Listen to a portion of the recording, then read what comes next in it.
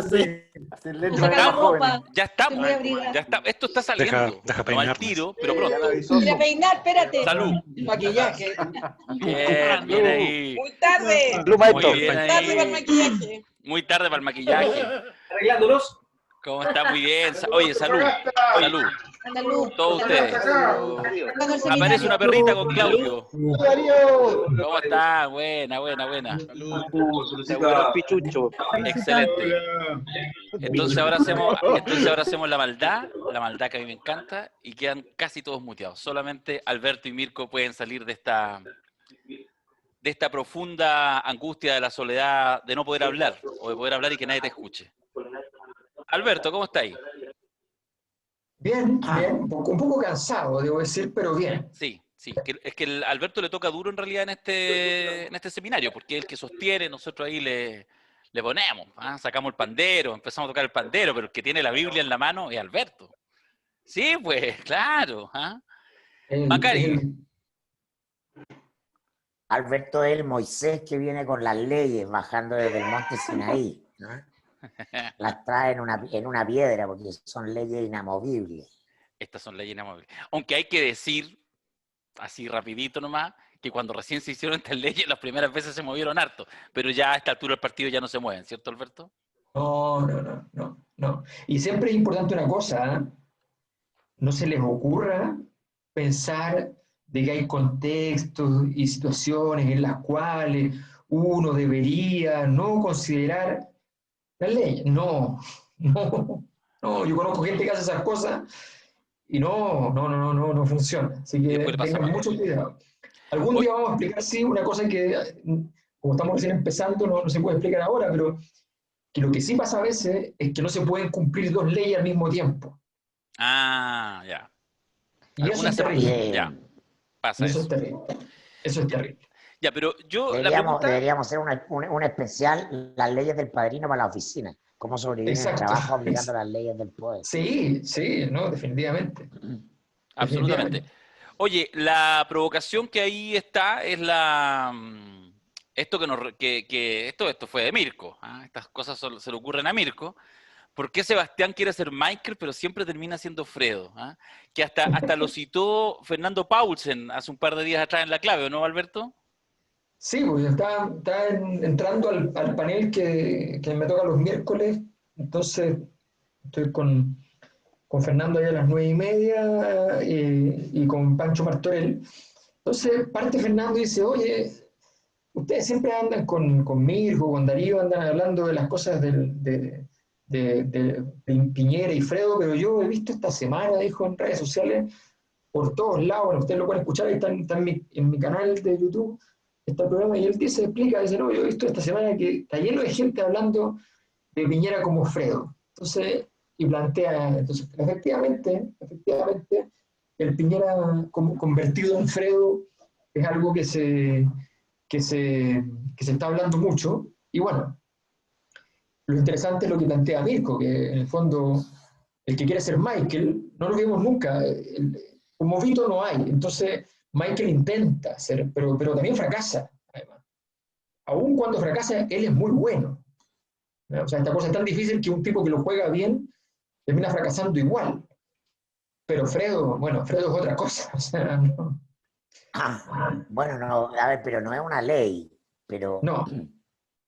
Si a la gente le hace sentido y tanta gente lo comenta, es porque no hay que explicarlo, ¿no? Claro. Yo creo que eso, o sea, podemos darle razones, pero se explica solo, las grandes cosas se explican solo, ni siquiera hay que ser un experto en El Padrino, ni siquiera hay que estar viendo la película.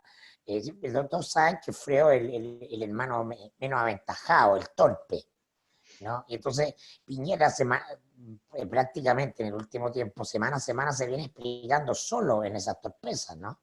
Yo no sé si me podría dar, puedo teorizar en torno al asunto, pero yo creo que esa es la mayor gracia, ¿no?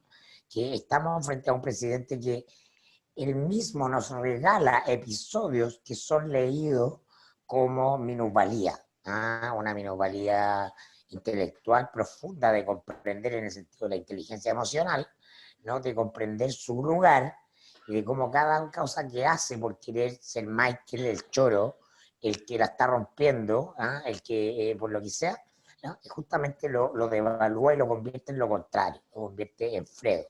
O sea, la performance del día viernes pasado, lo hablábamos en el podcast, ¿no? Porque Piñera como que que se esfuerza porque toda la semana haya un hito Fredo. Toda la semana, ¿no? Porque primero que nada se resiste a salir de escena, entonces se inventa, ¿ah? Salidas a puntos de prensa, eventos, cosas en las que termina siendo comentarios, ¿ah? de la gente, de los ciudadanos en función de la torpeza. Porque, Permanentemente, es casi una regla, es casi, se ha transformado como en una constante.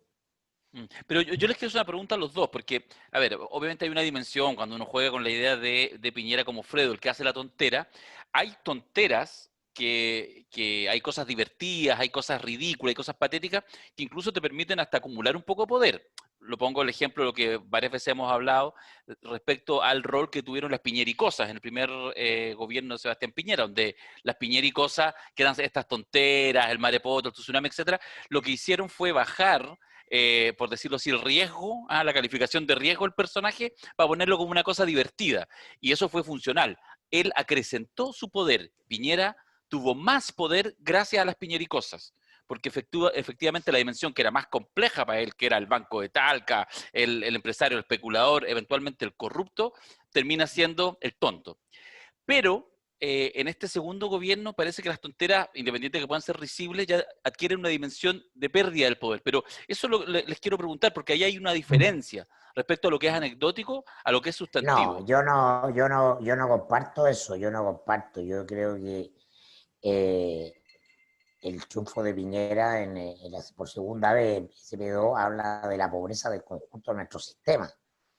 Pero él simplemente lo que hace con las piñericosas en SP1 es desactivar la inmediatez, ¿ah? De lo que eso significa.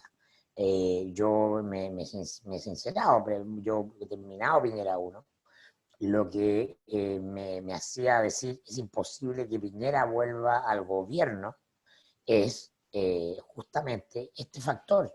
Porque Piñera, el gobierno de Piñera, el Piñera 1, los 4 años de Piñera 1, económicamente el país creció. Él cumplió su promesa. Lo que pasa es que fue una batea política, se movió y se agitó, se saltaron, se abrió la caja de Pandora, ¿no? de los movimientos sociales, ¿no? Y salieron para nunca volver adentro de la caja, ¿no? Y políticamente fue inestable y eso llevó a la derecha a una derrota histórica, que es la de la Evelyn Matei frente a Bachelet.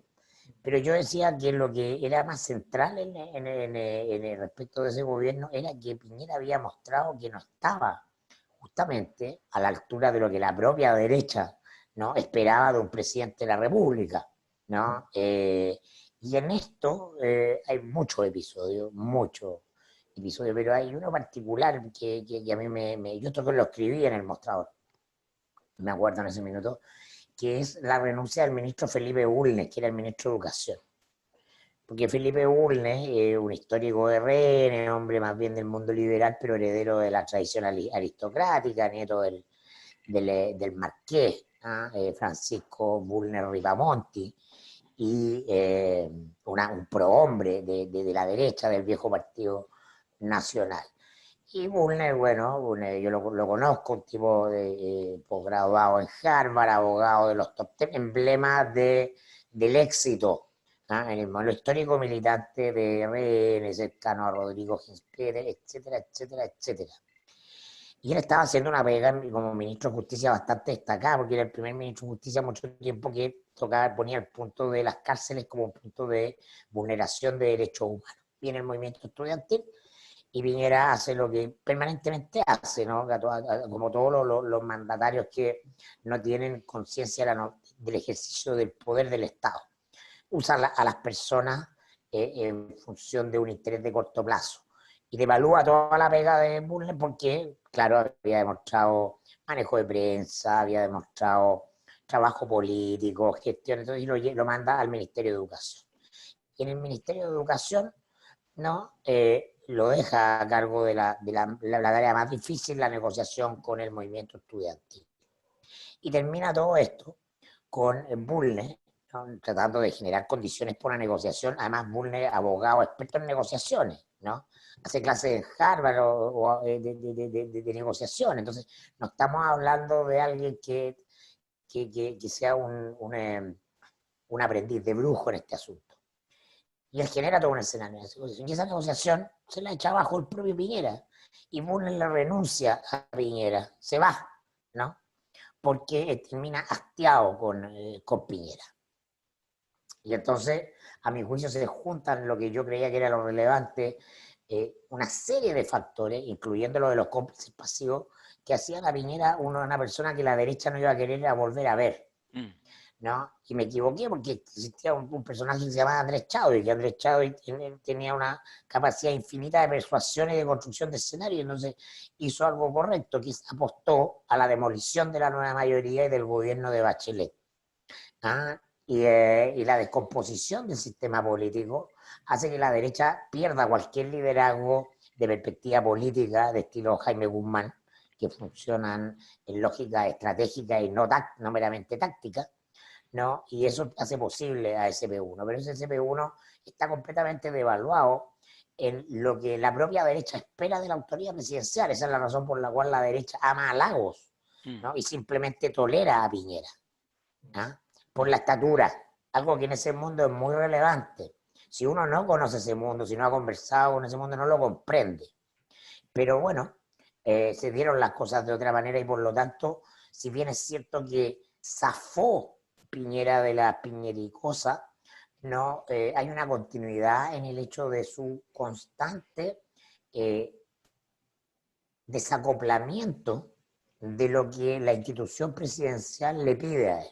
Esto lo hemos desarrollado en el seminario Si Piñera pasa agosto, ¿no? Respecto de que Piñera no tiene noción de lo que le exige el cargo de ser presidente de la República en Chile, ¿ah? de las condicionantes de nuestra presidencia monárquica y cómo eso entronca con el inconsciente colectivo del chileno, de las viejas generaciones sobre todo, ¿no? Y entonces, en todos estos desaguisados, desde ponerse al arco, desde el anuncio de la 5G, desde hablarle al coronavirus, desde el chiste, de todas sus performances degradan lo que el propio sistema conservador ha delineado que debe ser un presidente.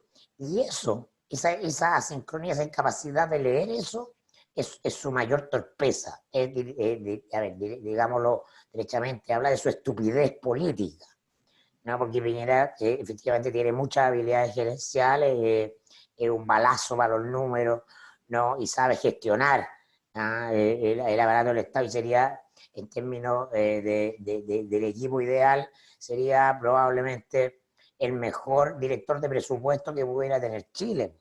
Pero ese no es un cargo ni siquiera de ministro de Hacienda, ¿no? Ni mucho menos de presidente.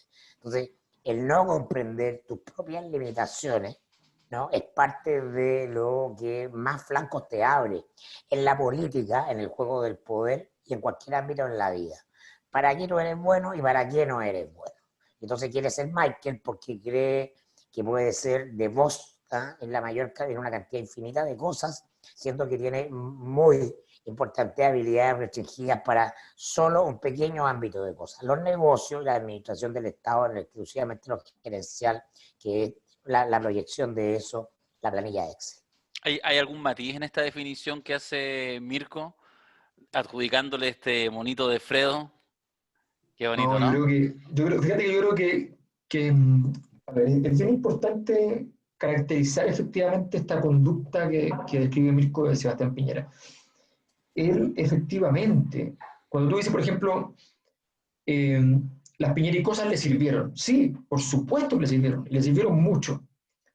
A tal punto que él llegó a convertirla en un recurso. Al principio no era un recurso, le ocurrió nomás, y la convirtió en un recurso. Y cuando él tenía problemas, recordemos que se recetaba ir a Fantasilandia con los nietos, y hacerlo. Y evidentemente era una escena, no la escena entera preparada, pero estaba preparado que algo pasara que fuera entonces, o la foto con los nietos en La Moneda, qué sé yo, todas esas cosas.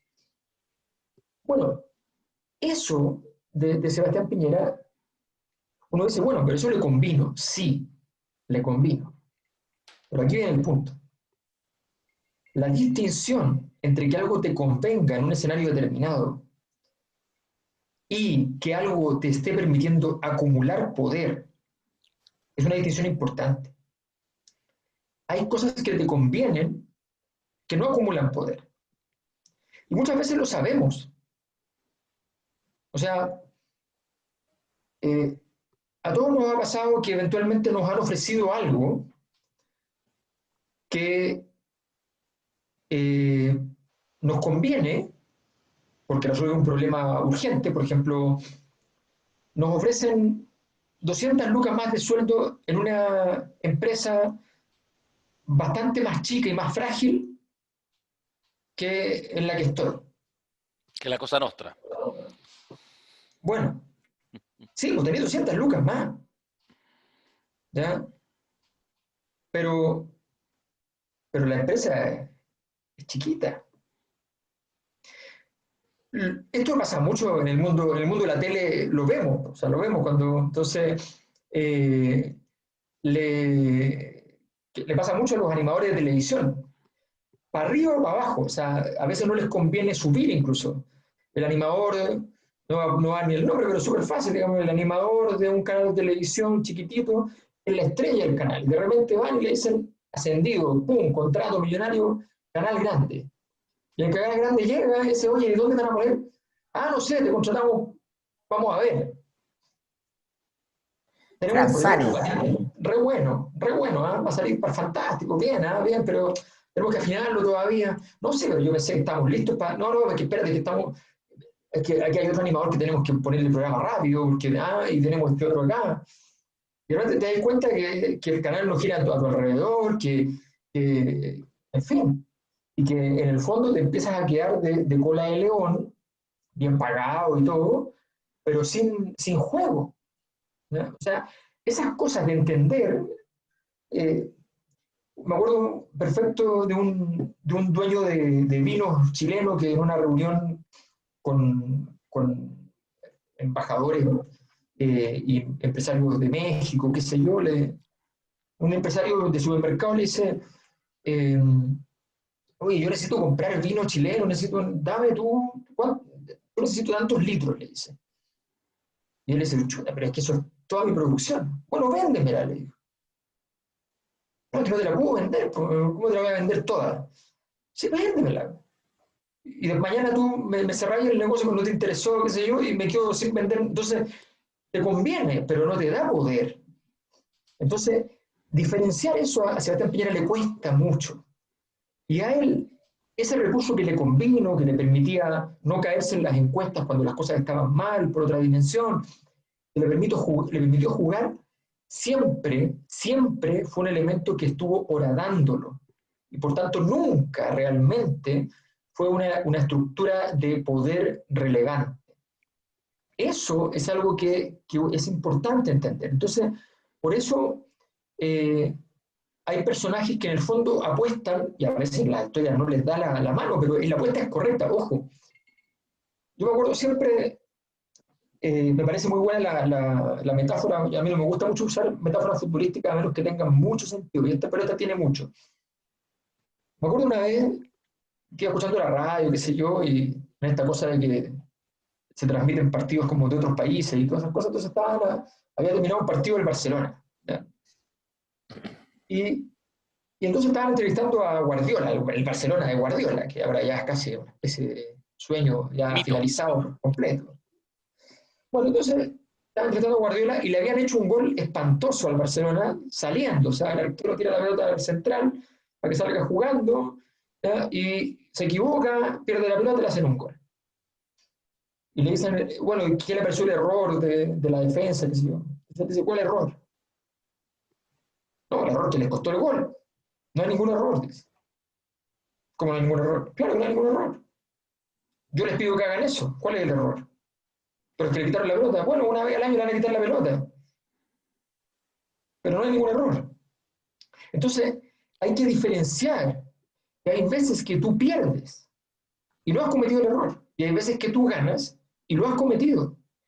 Uno se guía por el resultado. Winston Churchill se transformó en histórico porque el resultado obligó a llegar a él, porque la historia le dio la razón. Y efectivamente el tipo era mucho más brillante que todos los demás, y todo lo que quieran. Pero, pequeño detalle, podría igual no haber ocurrido que le diera la razón la historia. Y seguía siendo igual de brillante. Entonces, en el fondo, la política es así de veleidosa. Lo que importa es la probabilidad de que te pasen accidentes. Si tú acumulas más poder, es menor que si tú tienes menos poder. Eso es todo. Entonces, si uno entiende eso, y Sebastián Piñera eso no lo entiende, él cree que la encuesta es importante, él cree que, porque son las métricas que él sabe ver. Él cree que estos son acciones en la bolsa. No sabe leer más allá la situación. Si uno entiende, o sea, por ejemplo, miren lo siguiente que voy a decir.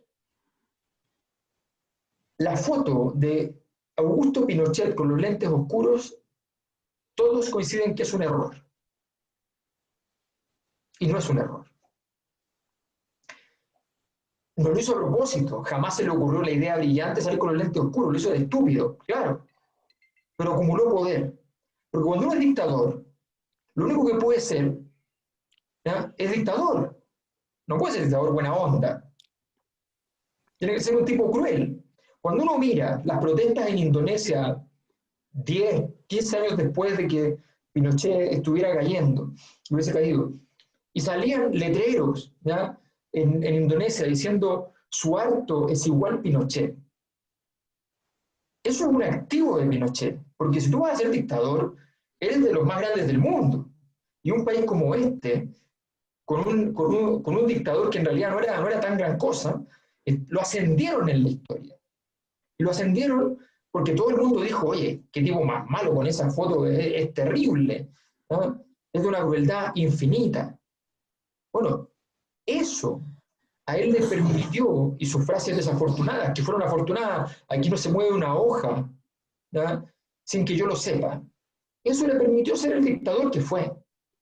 Entonces, la acumulación de poder tiene una estructura que es distinta a la conveniencia, al resultado. Eso es lo importante de entender, eso es lo que tratamos de entender en el seminario. Obviamente, si tú acumulas más poder, tienes más probabilidad de que te funcione, pero nada tiene garantía. Esto no tiene garantía incluida, ni se compra.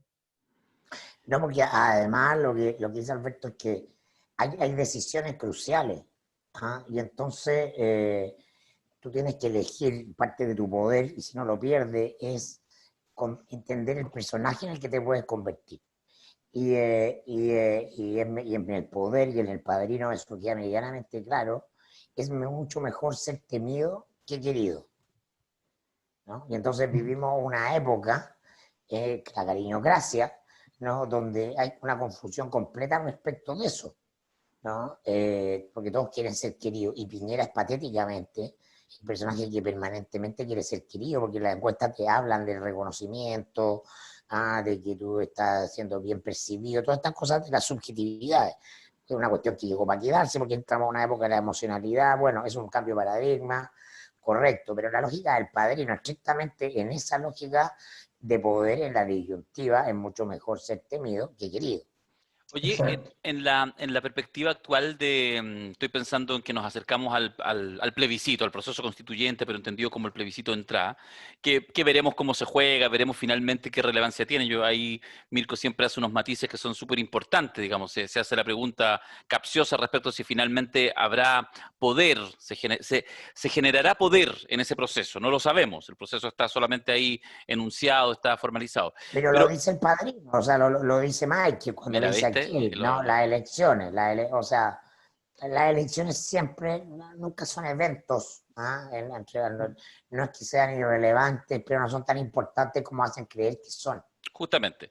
Entonces, en esa pregunta, un poco por eso levanto aquí a don Vito, me pregunto yo, les hago una pregunta para ir provocando, porque además seguramente que en las próximas semanas vamos a entrar bastante en la discusión, en lo que pase o no pase respecto al plebiscito, tanto en su resultado como en la articulación de los actores políticos, porque habría que reconocer que después de un tiempo post-estallido y luego con pandemia, en que la estructuración que la energía pase por la política está sumamente dilapidado, es decir, no está pasando por ahí, no hay energía en lo político, en lo tradicionalmente político, en los actores políticos, pudiera ser, lo hago como la pregunta, que quizás este proceso constituyente con el plebiscito de entrada pudieran causar algo de eso. ¿Ven que alguien está jugando un buen partido desde la perspectiva de Don Vito, algún actor político, algunos actores políticos, algunos sectores en esta pasada, sociales, políticos, o todavía no hay nada en el campo de batalla? Estamos viviendo una época sin Vito Corleone, totalmente, totalmente. O sea, si uno mira el escenario es desolador. O sea, es que la derecha parece ser que fue la izquierda. O sea, uno no ha visto una derecha tan confundida, tan absurda, nunca. O sea, es largo tiempo, hay que ponerse a buscar en la derecha un momento de mayor confusión, de mayor locura, de mayor estupidez. Y eso, bueno, sumado a que por el lado de la izquierda no ha habido ninguna capacidad. Lo que se descapitalizó recién nacido, crece el Frente Amplio con una facilidad enorme y se descapitaliza por opción propia. Lo que se descapitaliza la nueva mayoría con su propio proyecto, incapaz de defender ese proyecto mientras está en el gobierno, renunciando en su propio proyecto, poniendo la palabra renuncia por delante incluso, con tal de no renunciar al gobierno, ¿ya? Renuncia totalmente al proyecto. Y así, o sea, uno mira el escenario y de verdad, claro, tenemos un Fredo principal, pero esto está lleno, o sea... Lleno de Freditos. Claro, no tenemos... A ver, o sea, no, pero hay personajes que sin una gran dimensionalidad histórica están salvando la plata, ¿no? Lo hemos dicho aquí muchas veces, le podrá molestar a muchos, pero Lavín es un gran Don Altoelo. Es un gran don Altoelo, o sea, sonriendo permanentemente, mirando al lado, ahí está. O sea, está haciendo un negocio en este proceso. Está haciendo un negocio. Está haciendo un negocio, lo está haciendo bien. Yo o sea, creo que la figura de Altoelo es clave. Hablamos ya de Jadwe como Vincent Mancini, ¿no? Y Vincent Mancini, bueno, con temperamento bilioso y todo, termina a cargo de la familia, ¿no? Mi amigo personal, Julio César Rodríguez, ¿no? Podríamos decir que tiene momentos de Michael también, ¿o no? ¿De Michael no le estaréis poniendo mucho?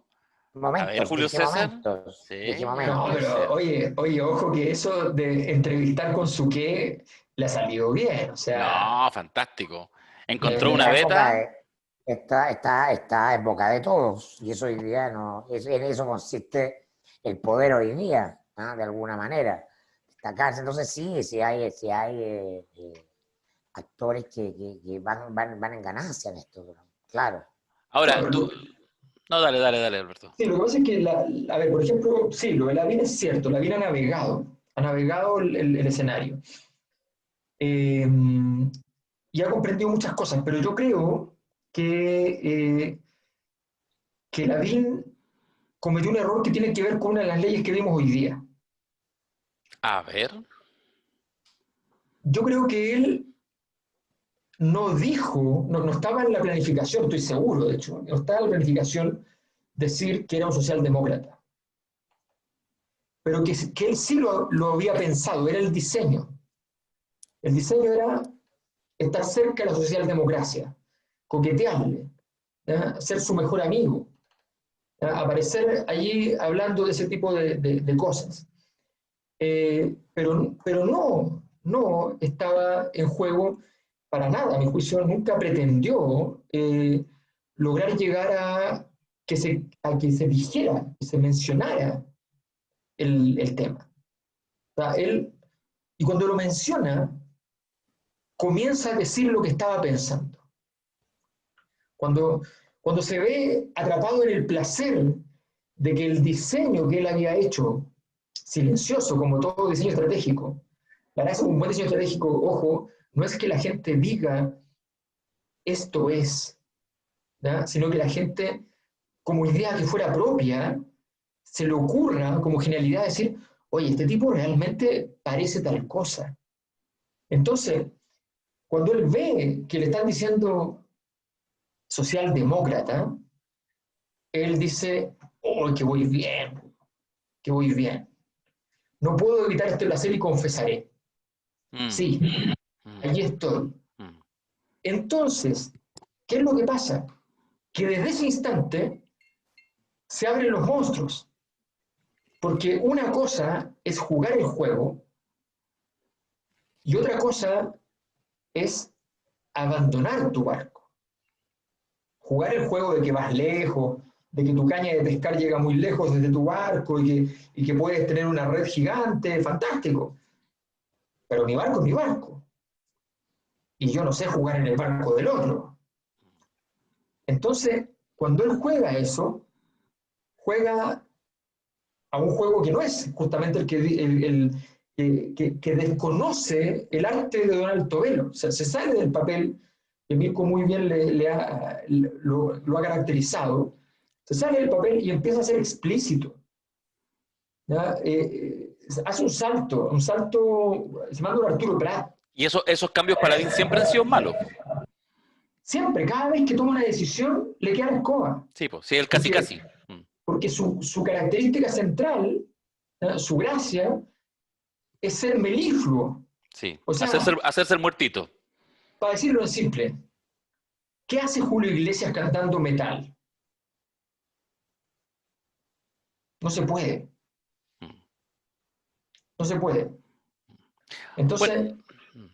ese es el problema. Yo creo que Lavín ha cometido, y por eso yo creo que en general tenemos jugadores que van a haber jugado mejor el juego, que están haciendo ciertas cosas, pero más bien, yo diría, estamos en una época veleidosa, que la época ha ido encontrando su gente.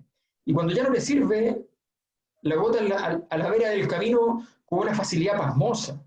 Ahora, yo creo que hay un tema que además es bien complejo para los actores políticos. Para todos, para los que van punteando, evidentemente para Jadwe, para Lavín, etcétera, para el resto. Yo creo que Jadwe en eso tiene también un activo y que es un poquito menos, bueno, porque además es menos conocido, asignado como a la clase política tradicional, pero finalmente igual es parte del mundo político. El problema es que todo lo que puedan crecer o no, vamos a ver cuánto crecemos, yo creo que ya hay que empezar a hacer en cada podcast la capsulita Jadwe, no es que yo quiera promocionarlo, pero creo que debiéramos en cada podcast hablar un poquito de Daniel, porque va primero, va avanzando, deberíamos hacernos cargo.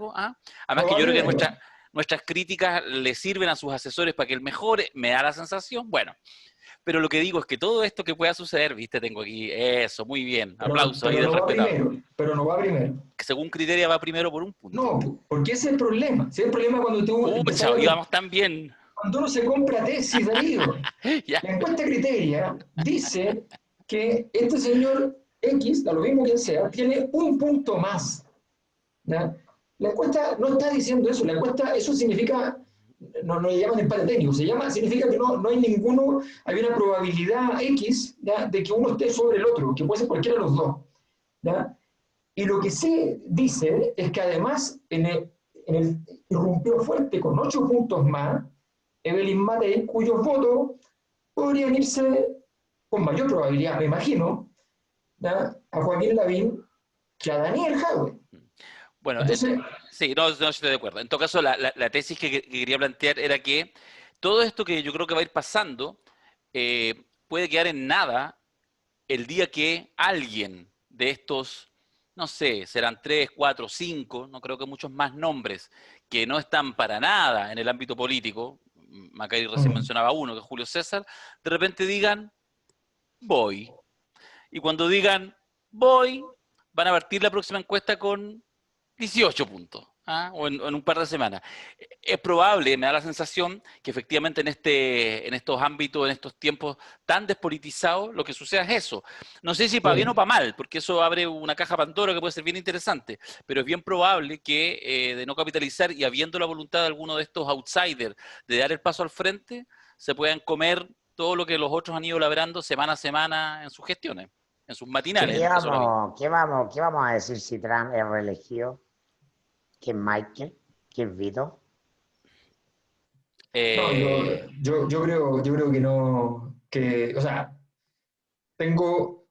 incluso, voy a hacer una cosa media polémica, pero por eso digo que el resultado es un dato, pero no es lo único que vale. Yo tengo una muy mala impresión del último periodo de gestión de Donald Trump desde el punto de vista de sus estructuras de acumulación de poder. O sea, creo que se ha equivocado severamente en ese proceso. Entonces yo creo que incluso si ganase, lo que pasa es que, digamos una cosa tal y como es a mi juicio, o sea, Biden es un pésimo candidato, pésimo. O sea, entró a jugar el partido como en el segundo tiempo, ¿ya? Y aún así puede ganar, pero es un pésimo candidato, mientras a la hora de mirar candidatos, Donald Trump, en esta cosa de los candidatos, que es una cosa distinta a la estructura de poder, ojo, Donald Trump es un gran candidato, pero eso no significa que tenga todas las habilidades que tiene Putin, por ejemplo. O sea, Putin está pasando un momento difícil, pero uno sabe que ideas no le faltan, ¿ya? De todo tipo, de las bonitas y de las feas. De las necesarias para hacer poder, sí. Sí. ¿Cómo Ahora, mandar a matar al jefe de la oposición? ya, pero Claro, Un gran claro, Michael, ¿ah? Eso hace un claro. gran Michael. Pero además justo antes de una cosa que es súper importante, y es que él va a tener vacuna. Rusia va a tener vacuna. Si la vacuna sirve o no sirve, no tengo idea. Yo no me dedico a las vacunas. Lo que sé es que él va a decir que tiene una vacuna. Le va a decir al mundo que tiene una vacuna. Y todo Occidente va a decir, yo no puedo usar esa vacuna porque no sé nada de esa vacuna, deme los antecedentes. Y él le va a decir, no les voy a dar los antecedentes. Pero si quieren la vacuna, les doy la vacuna. Entonces, va a generar un problema mundial. Porque tiene vacuna, pero no, la FED no la va a aprobar. Ni siquiera se la va a pasar para que la pueda aprobar. Los países van a tener que tomar la decisión, me como la vacuna total, de algo me servirá para poder volver, por último, para convencer a la gente que vuelva a trabajar por mientras. ¿No? Les arman un enredo. Y nadie se va a acordar de lo que pasó en estas semanas ominosas con su acto. Entonces, el tipo tiene ese juego donde él es capaz de ir hasta el final, esperar, y cuando está al borde del precipicio dice, jugada. Pero una jugada. Eso es lo interesante. Pero en el caso de lo que tú hablabas en el seminario, yo creo que lo que pasa con Trump es que es un poco como los boquiquios. ¿Ah? O sea, en ese sentido hay que reconocerle que Trump tiene un par de reglas y las cumple. De hecho, cuando vayamos mirando mañana y pasado el resto de las leyes, hay algunas que las cumple así notablemente y que uno puede hacer incluso la diferencia. Por ejemplo, el tema, digamos, de ciertos sentidos como de lealtad interno, etcétera, que justamente son muy de la lógica padrinesca y que, bueno, efectivamente con eso tiene algún activo. O sea, Trump debiera estar liquidado y ya hoy día aparecían algunos en estos días, algunos artículos que mencionaban que se está concentrando en los estados clave y que en una de esas repite y nuevamente saca 7 con los dados. Eso es absolutamente posible. Y si tú me preguntas a mí, yo lo prefiero. Me voy a casar con una opinión, aunque aquí no estamos para opiniones, pero si usted me pregunta, ¿qué quiere, señor Quiroga? ¿Que gane Trump o Biden? Prefiero a Trump. Evidentemente. Es que al final del día lo que las personas queremos es entretenernos. Vivimos la sociedad del espectáculo y ya muchas veces no lo sabemos. Pero estar hablando de Trump y odiar a Trump y suspirar contra Trump o decir, oh, lo que hizo Trump es parte de lo que nos mantiene vivos. Prefiero a Trump gobernando a los gringos a que muchos de nosotros y nosotras pensemos que llegó el compañero Joe Biden. O sea, sí es el problema, ¿eh? Como el compañero Obama. No. Pero bueno, en fin, es una discusión más partidista. Me quedo con Trump. El problema es que, claro, todo eso es completamente cierto. O sea, eso es política, no es poder. Claro, eso es política, no es poder. Sí, muchas veces eso es cierto. El problema es que, claro, hay derechos que tiene por hacer que son delicados. Ahora, también tiene que ver con una época. O sea, yo creo que una cosa importante a entender del personaje es que Donald Trump significa, no tanto por su política, aunque también por su política, el fin de una época. O sea, Donald Trump, ninguno de los anteriores presidentes marcó el final del proceso de los Estados Unidos post-crisis del petróleo 73, los Estados Unidos de Reagan en adelante. Ninguno marcó realmente una diferencia. Se plegaron con más estilo, Obama, con menos estilo, Clinton, ¿ya? Pero se plegaron todos más o menos al dogma. Donald Trump, que es de ese dogma completamente, no se plegó al dogma porque él siente que su poder es ilimitado, infinito, es una cosa media monárquica y mesiánica que obviamente quiere cristalizar, pero además porque él llegó a ser un poquito el enterrador de este asunto. Entonces, la historia lo llamó para eso, dijo, necesitamos un decadente magnificente, ¿no? Y ahí está, parado, esperando en las 13 películas en las que tuvo un rol más o menos importante, y en los programas de televisión y en todo lo que es la sociedad del espectáculo. Entonces, ahí está. Son malos tiempos para hacer poder y para hacer política. Don Mirko Macari, don Alberto Mayol, muchachos, yo creo que el momento ha llegado, el momento de despedir esta conversación final. Nos hemos alargado mucho respecto al seminario. Mañana tenemos mucha tarea pendiente, porque nos quedan muchas leyes del poder en el Padrino. Así que vamos a desmutearlos para poder terminar el día de hoy, para más saludar. Vamos a compartir esto con más gente. Ahí están todos ya con posibilidad de desmutearse. Nunca más tanto poder para tan pocos. Sigamos nomás. Muchas gracias, Nada para la elección de Trump. Alberto, gracias. Ya pues. Infiltrado de fascistas.